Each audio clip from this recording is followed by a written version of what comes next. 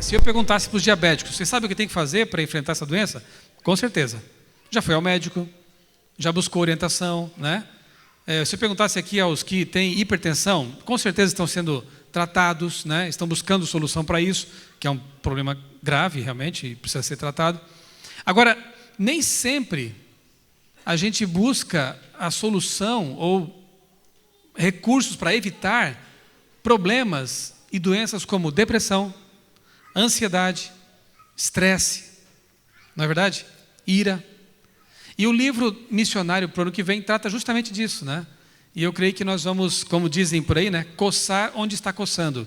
Porque muitas pessoas, se é que não a maioria, hoje realmente sofrem com problemas de ordem emocional. E você sabe, né, porque você é um cristão e estuda a Bíblia, você sabe que o ser humano ele foi criado por Deus como um ser integral. O dualismo, né, alma, corpo, foi inventado pelos pagãos gregos. Isso não é bíblico. Na Bíblia nós somos um ser integral. Corpo, alma, espírito, emoções, tudo isso compõe o que nós somos. Portanto, nós entendemos isso, qualquer coisa que afete o corpo vai afetar também a nossa natureza espiritual e também nossa natureza mental, emocional. E se alguma coisa afeta a minha natureza, se eu posso dizer assim, né? Minhas emoções, isso também vai afetar meu corpo e minha espiritualidade. E Deus quer que nós tenhamos saúde integral. Lá em 3 João, verso 2, eu gosto muito desse verso, João diz assim: amado, desejo que você vá bem em todas as coisas e que tenhas saúde. Ele fala assim como bem vai a tua alma. Ou seja, não basta termos uma saúde espiritual vibrante, se é que é possível ter isso sem saúde física e emocional, né? Mas não basta a gente só priorizar o aspecto espiritual, que é certamente muito importante, né? Lendo a Bíblia, orando a Deus, indo à igreja, mas negligenciarmos, né, aspectos que têm que ver com a saúde física e com a saúde emocional. Por quê? Repito, uma afeta a outra. E eu louvo a Deus, porque nós teremos aqui nessas semanas, né, nessas 8 semanas, temas que vão fazer a gente pensar um pouquinho na importância justamente da saúde emocional. Eu terei aqui a ajuda da doutora Flávia, que é psicóloga. Eu não me atreveria a falar de temas que envolvem a mente, né, sozinho, até porque temos aqui na igreja especialistas. E nós teremos aqui, em todos os domingos, a exposição da Palavra de Deus, porque a Bíblia traz realmente o poder da esperança. Vocês vão perceber no fim da série que realmente a chave está na esperança e em quem é a esperança. Mas também nós vamos percorrer um caminho da psicologia por aqui e vamos oferecer a vocês recursos para evitar ou, se já tem, tratar, lidar com esses problemas. Então teremos a Palavra de Deus e a ciência, que é um recurso que Deus também nos deu, Deus deu aos seres humanos, né?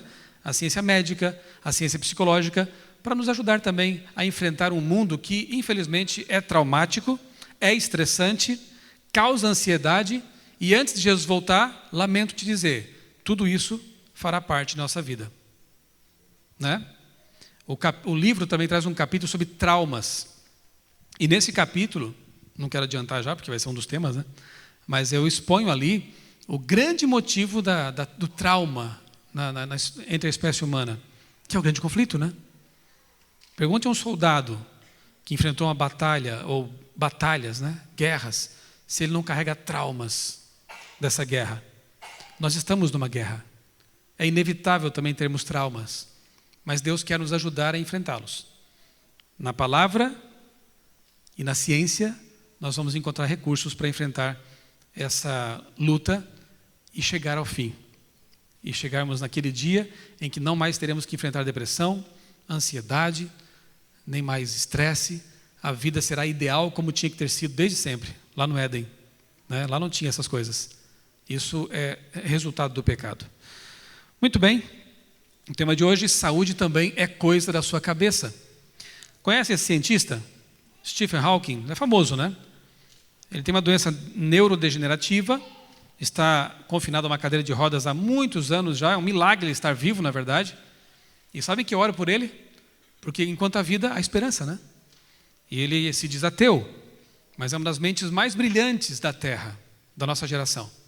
E ele disse numa palestra, certa vez, o seguinte, que a mensagem desta palestra, ele diz isso por meio de um sintetizador de voz, porque ele não consegue falar mais. Ele seleciona palavras com os olhos, ele só consegue mover os olhos. Antes mexia até um dedo para digitar, mas é só os olhos. O computador interpreta aquilo ali, ele seleciona as palavras e o computador vai vocalizando com uma voz robótica aquilo que ele escolhe como palavras e frases. Pensa na dificuldade para fazer uma palestra assim. E ele faz. A mensagem desta palestra é que os buracos negros, ele gosta muito desse tema, né? Não são tão negros quanto parecem. Eles não são as prisões eternas que pensávamos. As coisas conseguem escapar de buracos negros e possivelmente para outro universo. Então, se você se sentir dentro de um buraco negro, não desista.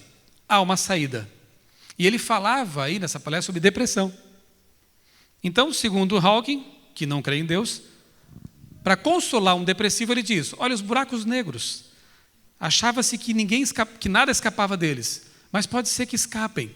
E como há um escape de buracos negros, você também pode escapar do buraco negro que você está. Sinceramente, isso serve de consolo?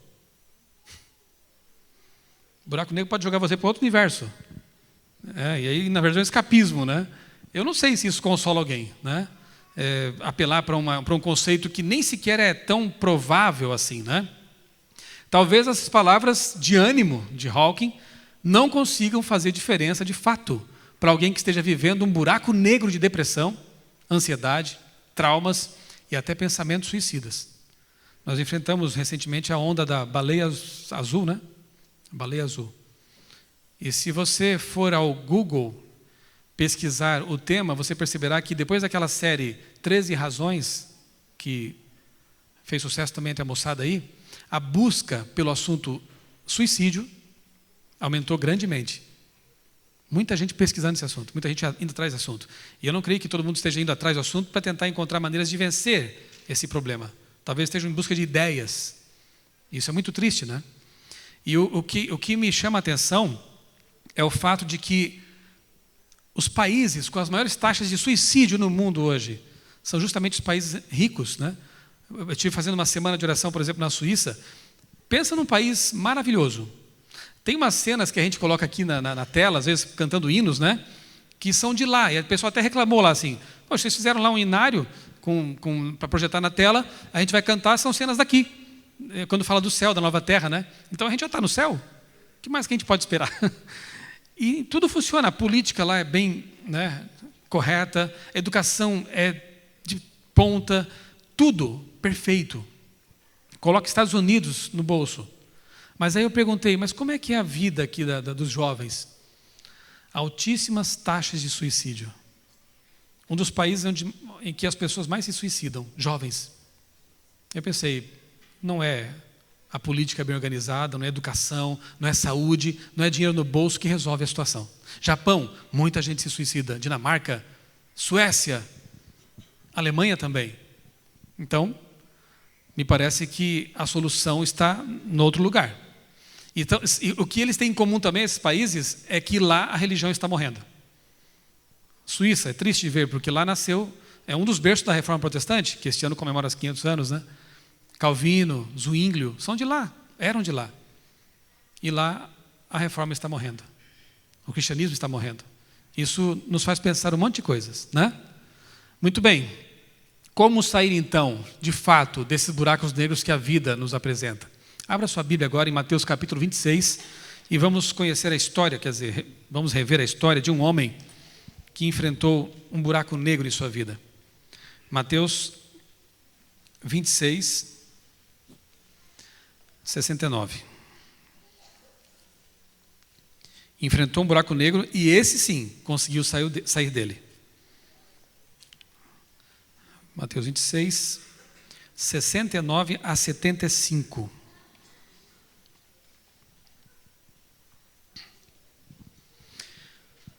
Estava Pedro assentado fora do pátio e, aproximando-se uma criada, lhe disse: também tu estavas com Jesus. o galileu.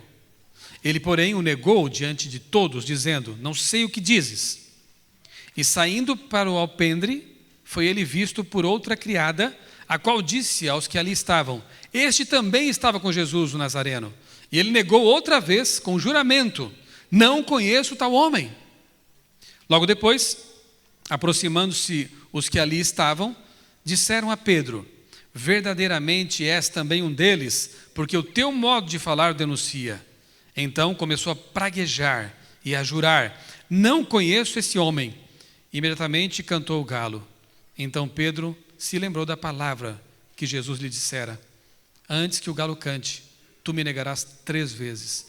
E saindo dali, chorou amargamente. O restante da história encontramos em João capítulo 21.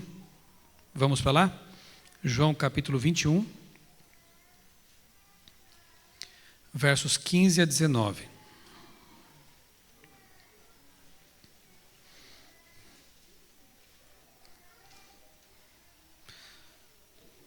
Tempos depois, no outro cenário, acontece isso aqui.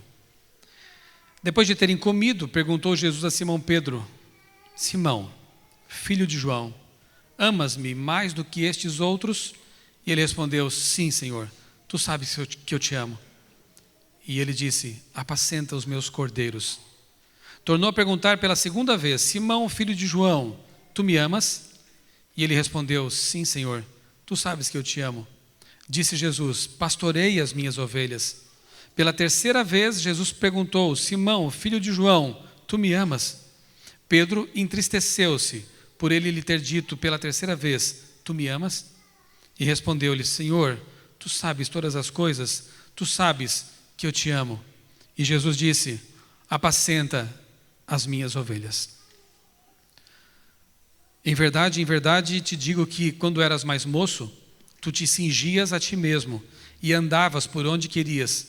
Quando, porém, fores velho, estenderás as mãos, e outro te cingirá e te levará para onde não queres. Disse isto para significar com que gênero de morte Pedro havia de glorificar a Deus. Depois de assim falar, acrescentou-lhe: segue-me, segue-me. A história de Pedro, ela é bastante ilustrativa e significativa, né? Porque ela ilustra o fato de que aquilo que pensamos de nós mesmos e nossa relação com Deus determina nossas atitudes e reações, e podem nos levar a um buraco negro de depressão e desespero. Antes de entregar a vida totalmente a Jesus, Pedro foi um homem impetuoso, inconstante. Nós conhecemos bem a história dele, né? Agia por impulso. Tudo isso antes de conhecer realmente Cristo de forma mais íntima. Antes de entregar a vida totalmente a Jesus, Pedro foi um homem impetuoso, inconstante, não conhecia bem a si mesmo, nem o tipo de reação que poderia ter diante de uma situação difícil. Até que vergonhosamente negou Jesus, mesmo tendo prometido orgulhosamente que nunca faria isso. Foi ele que prometeu, né? Jamais. Ainda que todos te neguem, eu não vou fazer isso. Então pense como ele ficou destruído por dentro, quando ele realmente fez aquilo que ele disse que nunca faria. Desesperado, depois do vexame, o discípulo chorou amargamente. E considerando-se indigno da grande missão que Cristo tinha para ele e seus amigos, voltou tristemente à velha vida de pescador. Mas uma das cenas que eu acho mais lindas é justamente essa aí. Quando Jesus está lá na praia, preparou ali um lanche para eles, aguardava por eles, e quando os discípulos chegam cansados de uma noite infrutífera, reconhecem Jesus na praia, Jesus tem aquela conversa curadora com Pedro. 3 vezes arranca dos lábios dele o quê? Senhor, eu errei, eu caí, mas eu te amo. Eu te amo do fundo do meu coração. E Jesus não joga no rosto dele nada, você percebe? Não condena, não o critica. Jesus o reintegra, Jesus o restaura. E Jesus diz: você vai ser o meu pastor. Você nunca deixou de ser o que eu queria que você fosse. Você caiu. Ele não disse isso, mas está nas entrelinhas, né? Só que eu quero que você volte, que você seja restaurado. E eu espero que essa nossa série aqui, de temas, ela possa ter esse, graças ao Espírito Santo, não a série em si, esse poder restaurador.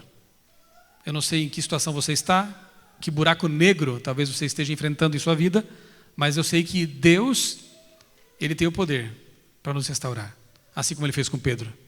Com certeza Pedro enfrentou dias terríveis, amargos, decepcionantes, depressivos, angustiantes. Mas naquele dia, naquela praia, naquela conversa, Pedro foi restaurado. Ele foi curado.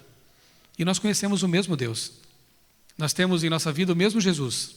O mesmo Jesus que conversou com Pedro amorosamente e o restaurou, é o Jesus que nós conhecemos, a quem nós seguimos. E eu creio que esse mesmo Jesus vai nos restaurar também da ansiedade, da depressão, do estresse, vai nos conceder paz em meio à tempestade e nos ajudar a enfrentar um mundo que é um campo de batalha.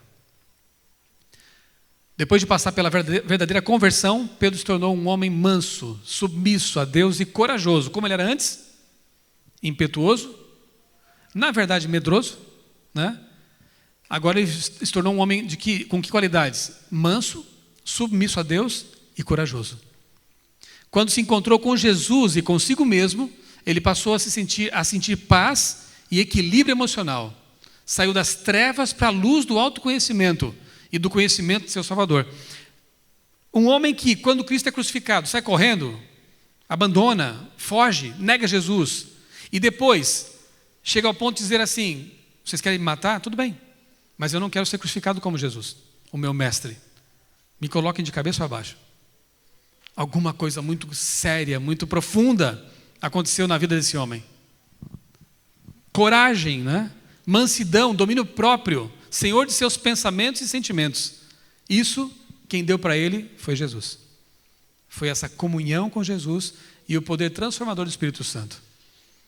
Como será bom nós, cristãos, adventistas, termos também essa tranquilidade, né? Essa segurança emocional para enfrentar as coisas que a vida nos oferece, nos apresenta, com as quais nos desafia também. Que possamos ser como Jesus, como Pedro, convertido, né? Como os apóstolos, senhores de si mesmos, de suas emoções, e enfrentar a vida realmente como Deus quer que nós a enfrentemos. Muito bem, chegou o momento do consultório psicológico. Eu quero chamar aqui à frente a doutora Flávia. Nós vamos ter aqui uma conversa. Flávia, é o seguinte, uma das boas maneiras de enfrentar esse mundo difícil, né, que nos oprime, é desenvolver o hábito do pensamento otimista.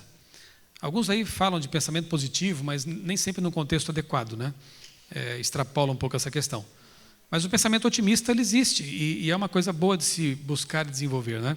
Como que a gente consegue desenvolver e nutrir esse tipo de pensamento, de mentalidade?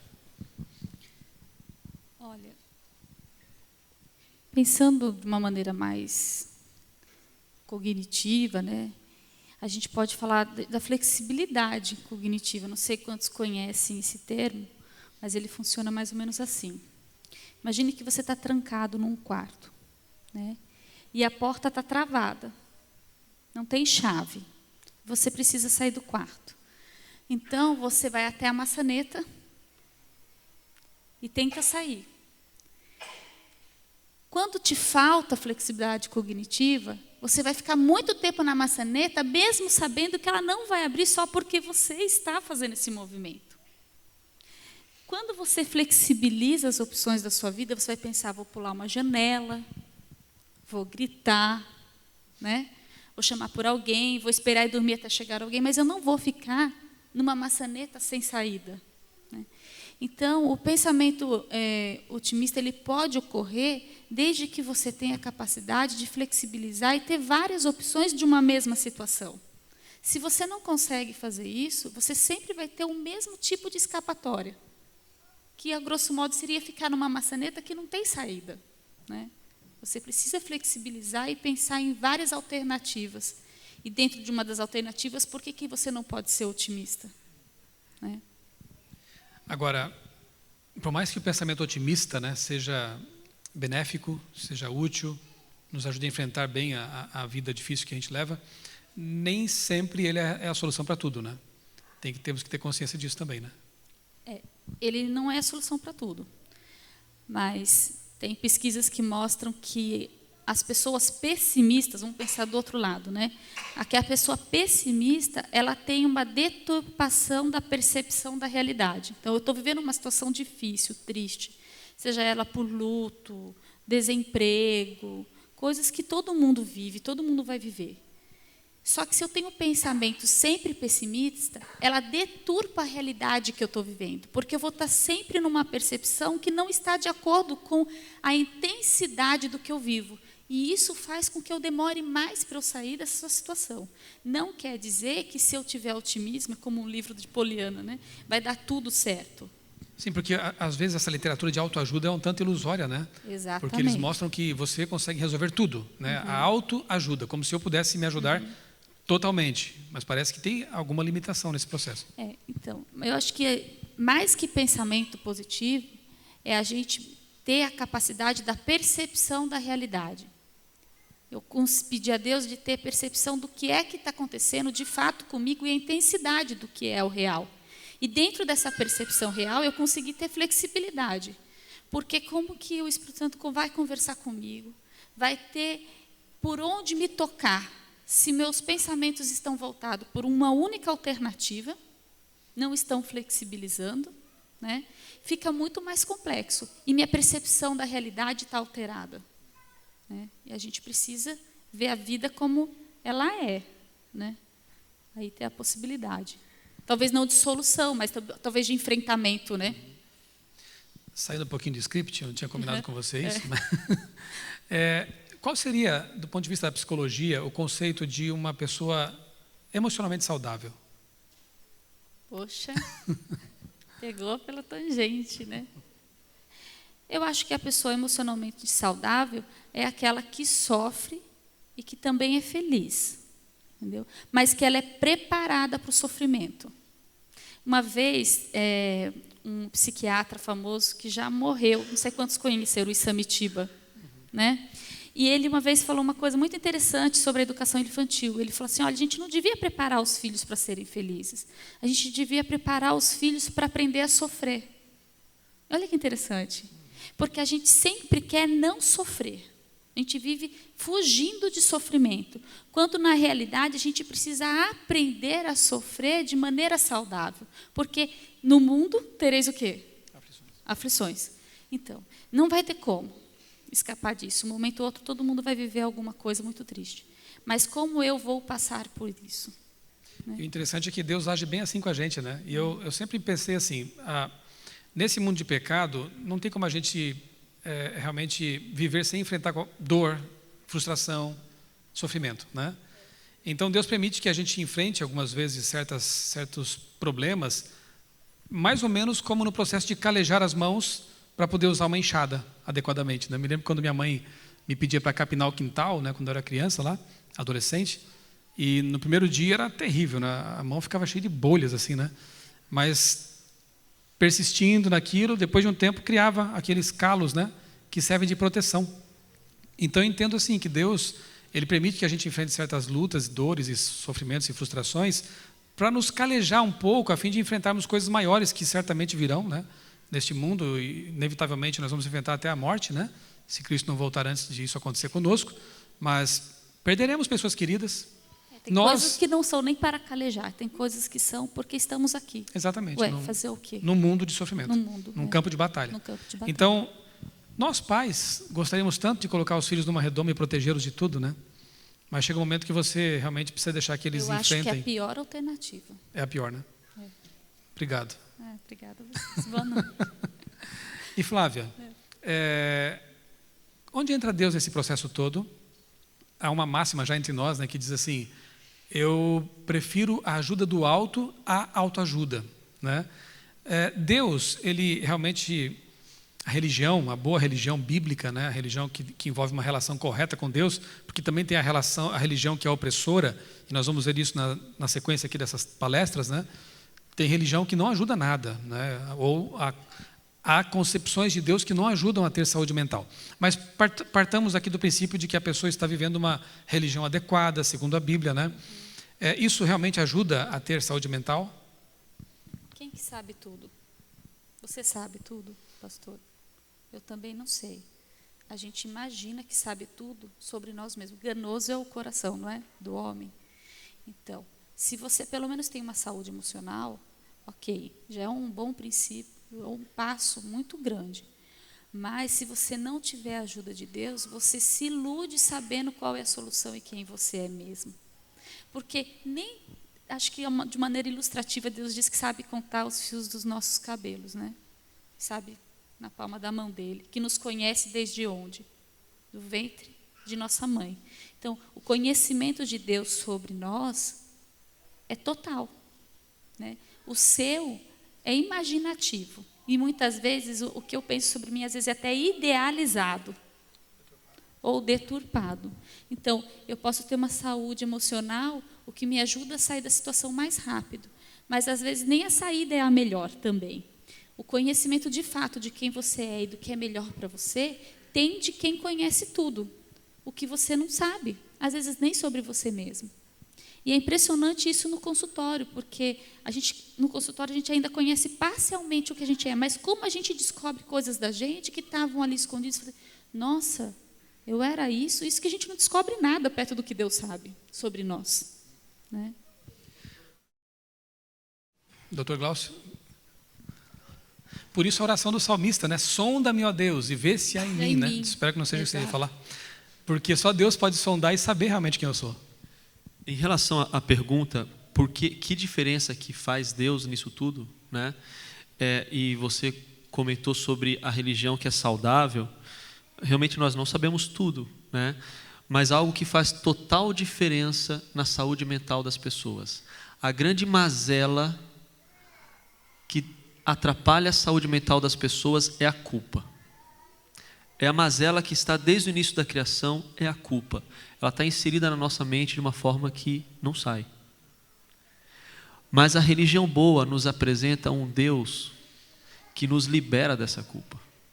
Então, aí que está a libertação que Deus, através da sua palavra, quer nos dizer. Olha, já não há mais culpa em você, meu filho.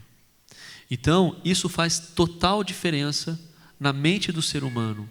Eu me sinto culpado, e as religiões, que são religiões que impõem, eles trabalham nisso, na culpa da pessoa, né? Mas a religião bíblica, ela nos libera da culpa, porque Deus nos libera da culpa. Então isso faz total diferença na nossa saúde mental. É o meu modo de ver, pelo menos no consultório. Para aqueles que estão nos acompanhando pela internet, Dr. Glaucio Pinheiro é neurologista, né? E olha que privilégio nós temos, né? Ter aqui conosco às noites uma psicóloga e um neurologista que, por sinal e por coincidência, são casados, né? Doutora Flávia, muito obrigada. Eu que agradeço. Até domingo que vem teremos aqui mais um consultório psicológico aqui, né? Muito bem. O outro autor do livro O Poder da Esperança é psicólogo também, Dr. Julián Melgoza, coautor, né? Ele é espanhol, trabalha na Associação Geral, que é a sede mundial da Igreja Adventista do Sétimo Dia, e nesse capítulo, que é o tema dessa noite, né, ele traz alguns conselhos também, né, adicionais aqui ao que nós já conversamos. Por exemplo, ele diz que muitas pessoas sabem o que fazer quando sentem alguma indisposição física, um resfriado, dor de cabeça ou de estômago, né? No entanto, poucos sabem o que fazer quando sentem ansiedade, preocupação, nervosismo, irritação ou mesmo impaciência. São estados de ânimo tóxicos que devem ser combatidos. Eles vão corroendo a gente, vão intoxicando a nossa vida, né? E a gente tem que se libertar disso. Um deles, como disse o Dr. Glaucio, é o senso de culpa, que vai ser também um dos temas nessa série aqui, senso de culpa. Uma forma de conseguir o estilo otimista de pensar é rejeitar os pensamentos negativos e substituí-los por opções positivas.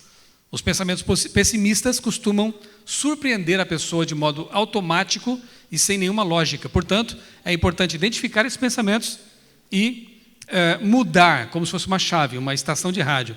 Trocar, né? Na hora que você identifica isso, você tem que mudar, porque senão isso vai intoxicando realmente, né? O pensamento otimista tem que ser uma constante, um estilo de vida, um estilo de atividade mental. E aqui eu volto ao ponto, a gente sempre enfatiza que os 8 remédios naturais tem que ser um estilo de vida, e tem que ser mesmo. Água, luz solar, exercício, repouso. Mas e quanto a isso? Poderia ser o 9º remédio, né? Estilo de vida que envolva o pensamento positivo, ou, melhor dizendo, o pensamento otimista. Esse sobre o qual nós conversamos. É também um remédio. E nós temos que desenvolvê-lo pelo exercício mesmo, né? Bom, aí ele fala lá no livro, né, sobre pensamento positivo de si mesmo em relação a você, pensar bem sobre você, não levar em conta tanto aquilo que outros talvez falem com respeito a você, desenvolver uma imagem real de você mesmo, né? Não se comparar com pessoas públicas da mídia, da sociedade, né? É você, não se compare. Cada um é um, né? E foi criado por Deus de modo especial. Pensamento positivo em relação ao passado.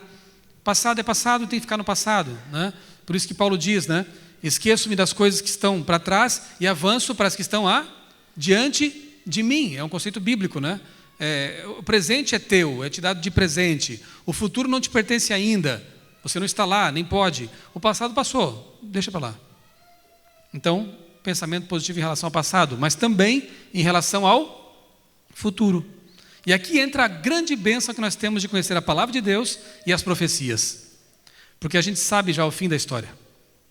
Enquanto muitas pessoas estão aí sofrendo ansiedade, sofrendo medo, como diz a Bíblia, né? Desmaiando na expectativa das coisas que virão. Por quê? Porque não sabem o que o futuro lhes aguarda, lhes reserva. Mas a Bíblia nos dá essa resposta. Antes de melhorar, vai piorar, mas vai melhorar. A volta de Jesus é realmente o ponto final nessa história de pecado e a eliminação total desse campo de batalha. Então, o pensamento positivo em relação ao futuro do cristão é o real, o ideal. Por quê? Porque a gente sabe que Deus já está lá e a história está escrita, será vitoriosa. Pensamento positivo em relação ao ambiente e às pessoas. Ele até convida a gente a colocar os óculos da tolerância. E sabe que Ellen White tem um conceito bem assim, né? Você pode se espancar, você pode ser duro consigo mesmo, mas não seja assim com as pessoas. Né? Cada um tem seu tempo. De repente você está na igreja há 20 anos, você teve um tempo para desenvolver a sua vida espiritual e Deus foi paciente com você e de repente você quer que uma pessoa que acabou de se converter chegue ao mesmo nível, né, de compreensão, de vivência, e não é assim. Nós temos que ser duros conosco, esmurrar nosso corpo e reduzi-lo à servidão, como diz Paulo, mas não esmurrar os outros. Não nos compete fazer isso, né? Temos que orar pelos outros e usar os óculos da tolerância, né? Aprecie o que fazem de bom para você. Procure entender seus problemas e ajude-as. Assim, sua atitude causará satisfação.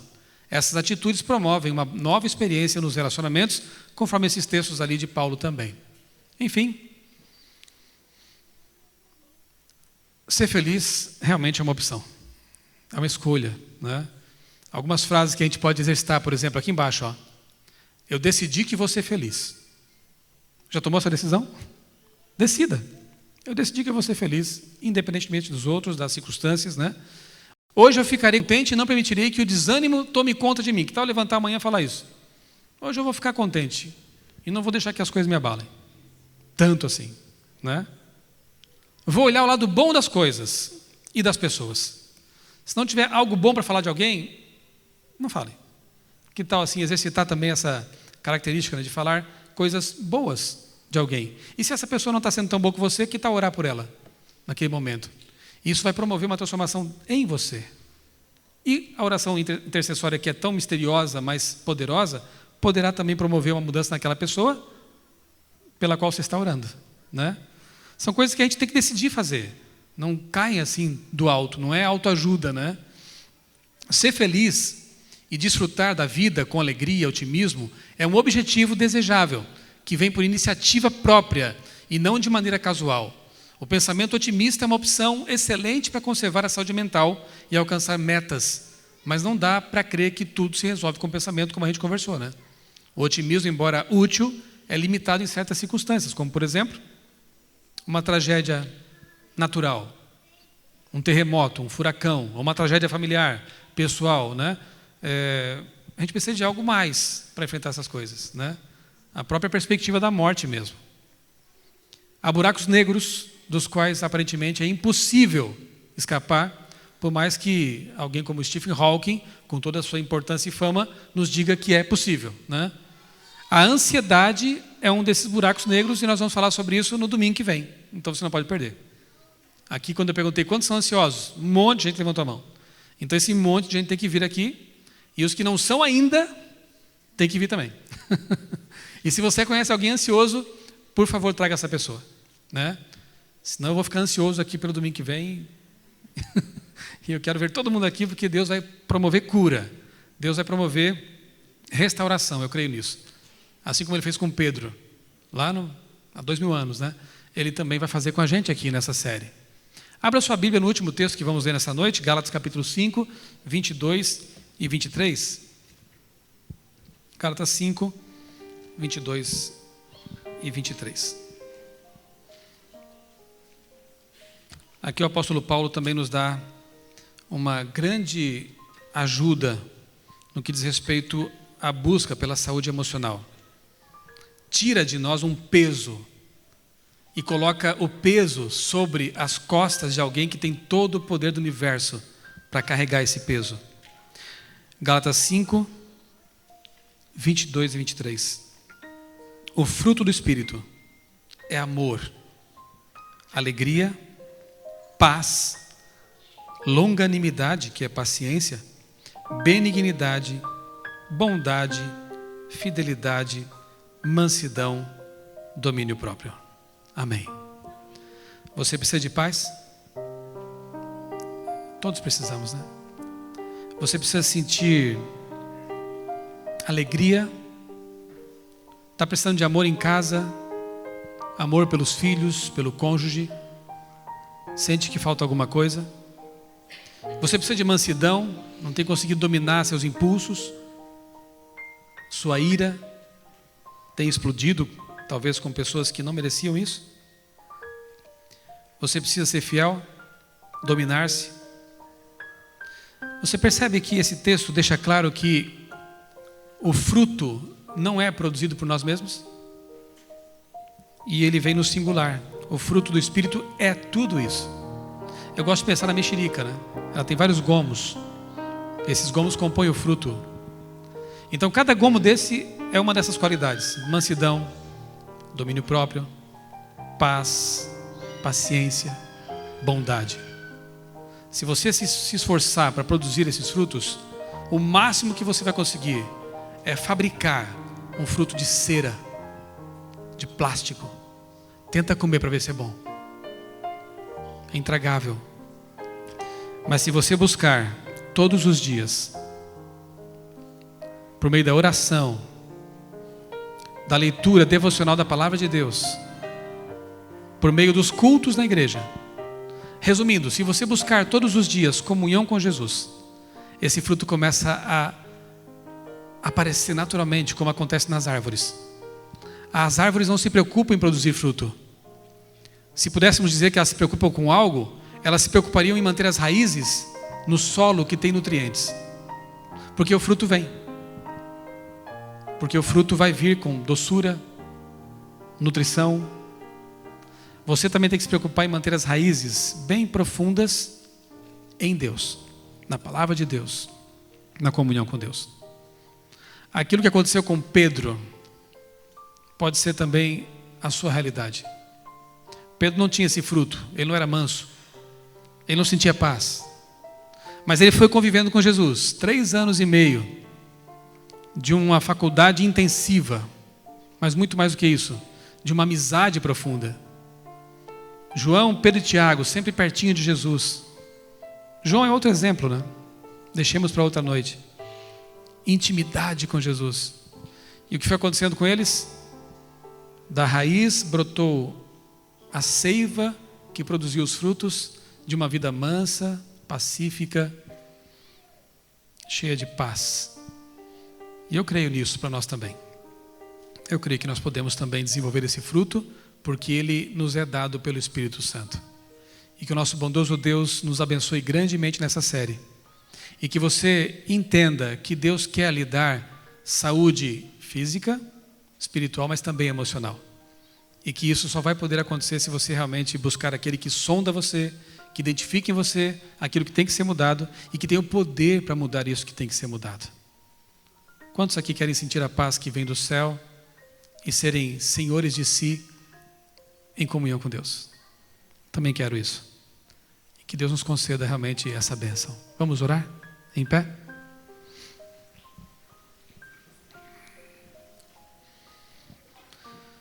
Santo Deus, nosso Pai, nosso Criador, Tu que nos conheces a fundo, Tu que conheces cada cantinho do nosso corpo e da nossa mente.